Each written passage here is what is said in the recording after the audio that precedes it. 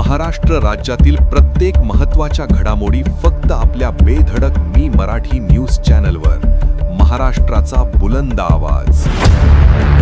दादा, नगरपालिकेच्या सर्वसाधारण सभेमध्ये पत्रकारांना प्रवेश नाकारला जातोय, याबाबत आपण काय सांगू?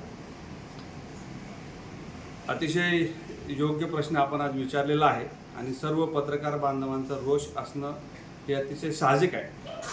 परंतु आजच मी बातमी वाचली की येणाऱ्या 30 तारखेच्या जनरल बॉडीच्या मीटिंगमध्ये पत्रकारांना येऊ देऊ नये अशा प्रकारची भूमिका नगराध्यक्ष घेत आहेत. अशा प्रकारचं निवेदन मला वाटतं की माननीय उपनगराध्यक्षा सौ माधवीताई यांनी घेतलेली आहे. मुळात उपनगराध्यक्षा ह्या माझ्या मावशी आहेत, परंतु त्याच्यासोबत ते उपनगराध्यक्ष असल्यासोबत या शहाद्या शहराच्या अतिशय जबाबदार अशा लोकप्रतिनिधी आहेत. त्यांनी पूर्ण माहिती न घेता, कदाचित ते नवीन असल्यामुळे असू शकतं, परंतु आम्ही मागच्या पत्रकार परिषदेमध्येच सगळ्यांना अतिशय स्पष्टपणे सांगितलं होतं की पत्रकारांना आम्ही येऊ देणार आहोत. तशा प्रकारचा मेसेज जो मीडिया ग्रुप सिओनच्या माध्यमातून चालवला जातो त्याच्यामध्ये आपल्याला आधीच कळवलेलं आहे की 30 तारखेच्या मीटिंगला सर्व पत्रकारांना आपण येऊ देणार आहोत आणि त्यांना पूर्ण ॲक्सेस मिळणार आहे. लोकशाहीचा प्रमुख घटक म्हणून पत्रकारिता असते याची संपूर्णपणे मला जाणीव आहे. अतिशय पारदर्शकपणे काम करण्याचा माझा स्वभाव आहे.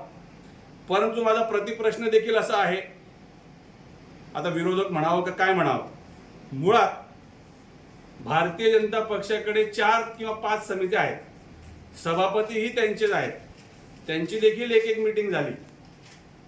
पहिल्या जनरल बॉडीच्या मीटिंगमध्ये सर्व विषयांना स्थगिती किंवा नामंजुरी देत असताना सर्व भारतीय जनता पक्षाच्या नगरसेवकांनी भूमिका अशी घेतली की विषय स्थगित ठेवावे आणि त्यांच्या समितीच्या मीटिंगमधनं ते मंजूर घेऊन मग जनरल बॉडीच्या मीटिंगमध्ये ते विषय आले पाहिजेत अशी प्रकारची भूमिका त्यांनी घेतली.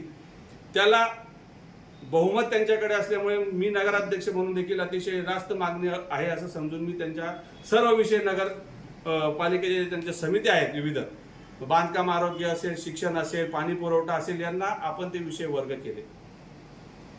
परंतु ज्यांना वाटते की लोकशाही धोक्यात आहे त्यांना माझा मूळ प्रश्न असा आहे की तुमच्याकडे 4 सभापती असताना आणि हे सगळे विषय तुम्ही तुमच्या समितीमध्ये घेतलेले असताना मग तुमच्या समितींच्या मीटिंगमध्ये पत्रकारांना का बोलवलं नाही?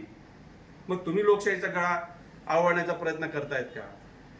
पारदर्शकपणे तुम्हाला कारभार करायचा नाहीये का? असा प्रतिप्रश्न मी देखील विचारू शकतो. परंतु प्रशासन चालवत असताना अनेक अडचणी असतात, काही गोष्टी मागे पुढे होत असतात. कुठल्याही प्रकारचा परस्पर निर्णय होऊ शकत नाही. सर्व समित्या तुमच्याकडे आहेत. परस्पर कुठली गोष्ट जर घडली तर त्याचा सर्वस्वी जाब विचारणा अधिकार बहुमताने तुमच्याकडे आहेत, समित्या तुमच्याकडे आहेत. असं असताना पत्रकारांना येऊ देत नाही अशा प्रकारची पोरकट भूमिका कृपया कोणीही घेऊ नये असं माझं मत आहे.